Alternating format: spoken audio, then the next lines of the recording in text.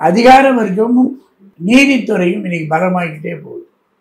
அதிகார வர்க்கமும் நீதித்துறையும் பலமாறும் பொழுது நாடாளுமன்றத்தினுடைய பலம் என்பது குறைஞ்சிக்கிட்டே. அதனால தான் நாம் பேசுகிற பொழுது இந்திய ஜனநாயகத்தை இன்னும் மேலும் எப்படி வலுப்படுத்துவது, முன்ன மாதிரி இப்போ போராட்டம் நடத்த முடியல. அதை மீறி தோழர் ரமணி உமாநாத்தும் ஆர்ப்பாட்டம் பண்ணாங்க.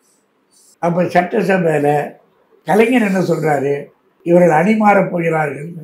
ரமணி பதில் சொல்கிறாரு, அணியும் இல்லை புனியும் இல்லை, ஜனநாயகத்தை அமல்படுத்து. வேலை வாய்ப்புகள் படித்து வேலையில்லாதோர் எண்ணிக்கை அதிகமாகிடுது.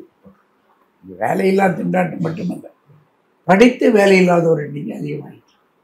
படிக்காத வேலையில்லாதவருடைய எண்ணிக்கை அதிகமாகிடுச்சு. இது உலகம் முழுதும் மாறிக்கிட்டு. இந்த மாறுதலை எதிர்த்து இடதுசாரி ஜனநாயகம் தான் செயல்பட முடியும். ஏன்னா இதுக்கு தான் வர்க்க தேவை இருக்கிறது. இதுதான் உலக தொழிலாளர்களே ஒன்று சேருங்கள் என்று சொல்ல வேண்டியது. முக்கியமான பிரச்சனைகளை இப்போ பேசுறதுக்கான கடந்த காலத்தோட நாடாளுமன்றத்தினுடைய நேரம் ரொம்ப சுருங்கப்பட்டே வருது. இதை எப்படி நீங்கள் பார்க்குறீங்க?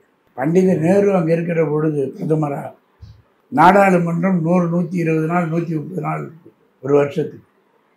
இப்போ அது கிட்டத்தட்ட 40 நாள், 60 நாள், 70 நாள் ஆயிடுச்சு. நாங்கள்லாம் இருந்துச்சே கிட்டத்தட்ட ஒரு 90 நாள் இருந்தது. இப்போ குறைய ஆரம்பிக்குது. ரெண்டு பல கமிட்டிகள் கூடப்படுவதில்லை. ஸ்டாண்டிங் கமிட்டிஸ்ன்னு அங்கே இருக்குது.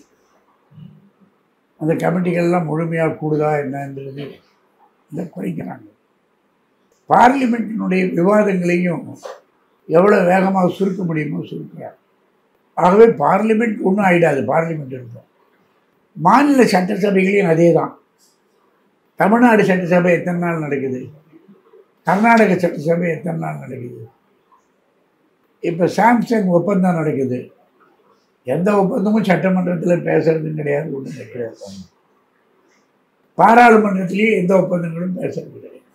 அவை இந்த ஜனநாயக நடைமுறைகளுக்கு வெளியே தான் பொருளாதார பரிவர்த்தனையை வச்சுக்கிட்டே வர அபூர்வமாக சில நேரங்களில் தலையிட்டு பதில் சொல்லுவாங்க. அப்போ இந்திய நாடாளுமன்ற ஜனநாயகத்தினுடைய அமைப்பிலேயே உங்களுக்கு அது ஒரு டாக்கிங் சொசைட்டி. போய் விவாதிக்கலாம் நிறைய. அதுக்கு மேலே நீங்கள் ஒன்றும் பண்ணுவதற்கு இந்திய ஜனநாயகத்தினுடைய சிஸ்டம் இருக்கு இல்லையா, பியூரோக்ராட்டிக் சிஸ்டம். அதிகார வர்க்கமும் நீதித்துறையும் இன்னைக்கு பலமாகிக்கிட்டே போகுது. அதிகார வர்க்கமும் நீதித்துறையும் பலமாறும் பொழுது நாடாளுமன்றத்தினுடைய பலம் என்பது குறைஞ்சிக்கிட்டே. அதனால தான் நாம் பேசுகிற பொழுது இந்திய ஜனநாயகத்தை இன்னும் மேலும் எப்படி வலுப்படுத்துவது, முன்ன மாதிரி இப்போ போராட்டம் நடத்த முடியல. எம்ஜிஆர் கலைஞர் இருக்கச்சேயே மவுண்ட் ரோட்டில் ஆர்ப்பாட்டம் பண்ணக்கூடாது. நீங்கள் டெல்லியிலே மட்டும் அல்ல, அது தமிழ்நாட்டிலையும் உங்களை மவுண்ட் ரோட்டில் எப்போ ஆர்ப்பாட்டம் பண்ணக்கூடாதுன்னு சொன்னாங்க. அதை மீறி தோழர் ரமணி உமாநாத்தும் ஆர்ப்பாட்டம் பண்ணாங்க. அதை மீறி தான். அப்போ சட்டசபையில் கலைஞர் என்ன சொல்கிறாரு, இவர்கள் அணி மாறப் போகிறார்கள். ரமணியெல்லாம் அசம்பிளியில் இருங்க. ரமணி பதில் சொல்கிறாரு, அணியும் இல்லை புனியும் இல்லை, ஜனநாயகத்தை அமல்படுத்து. அப்போ மாநிலங்களிலும் ஜனநாயகத்தினுடைய வாய்ப்புகளை திட்டமிட்டு குறைக்கும். அப்போ இந்திய முதலாளித்துவம் இந்த பணிகளை செய்வதை இடதுசாரி ஜனநாயக இயக்கத்தினுடைய கடமை அதிகமாகிறது. இதை புரிந்து கொள்ள வேண்டிய அவசியம் இடதுசாரி ஜனநாயக மக்களுக்கு தேவைப்படும். அதை எடுத்துச் செல்வதற்கு மாநாடு உதவி செய்யும் என்று நம்பலாம். உலகில் அதிகரித்து வரும் வேலையின்மை, விலைவாசி உயர்வு, இதற்கு எதிரான போராட்டங்கள் தீவிரமாக நடைபெற்றிருக்கு. உலகத்தில் பல்வேறு பகுதியில் ஐரோப்பிய நாடுகளில் நம்ம அதை அடிக்கடி பார்க்குறோம். அதே மாதிரி லத்தீன் அமெரிக்க நாடுகள் நடக்குது, ஆசியாவில் கூட பல நாடுகள் நடக்குது. அப்படி இருக்கும்போது அந்த மக்களுக்கு அந்த நேரத்துல களத்தில் இறங்கி போராடக்கூடிய சக்தியாக இடதுசாரி இருந்த போதும், ஆனால் அந்த மக்களுடைய தீர்ப்பு என்பது வலதுசாரிகளை நோக்கி செல்கிற சில நேரங்களில் அரிதாக சில மாநிலங்கள், சில நாடுகளில், ஒரு லத்தீன் அமெரிக்க நாடுகளில், இலங்கையில் இந்த சமீபத்தில் மாற்றத்தை பார்க்குறீங்க. அது மாதிரி ரொம்ப அரிதாக நடக்குது. இது எப்படி அந்த மாதிரி மக்களுடைய சிந்தனை மாற்றம் இருக்கு? அதாவது 19ஆம் நூற்றாண்டில் இருந்த தொழில் வேலை வாய்ப்பு என்பது ஒரு விதம், 20ஆம் நூற்றாண்டில் தொழில் வேலை வாய்ப்பு என்பது வேறு. 1970-80க்கு பிறகு உலகத்தில் வந்திருக்கக்கூடிய மாற்றங்கள் 5வது தவணை மாற்றமாக மாறும். தொழில் புரட்சியினுடைய 5வது கட்டம். இப்போ இந்த 5வது கட்டத்துக்கு போகிற போது ஐடி ஏராளமாக வேலையை செய்யும். இப்போ என்ன சொல்கிறோம், ஆர்டிஃபிஷியல் இன்டெலிஜென்ஸ் நிறைய பணியாற்றும் போது ரோபோ நிறைய வேலை செய்யுது. பள்ளிக்கூட பாடப்புத்தகங்கள்லாம் மாறி போச்சு.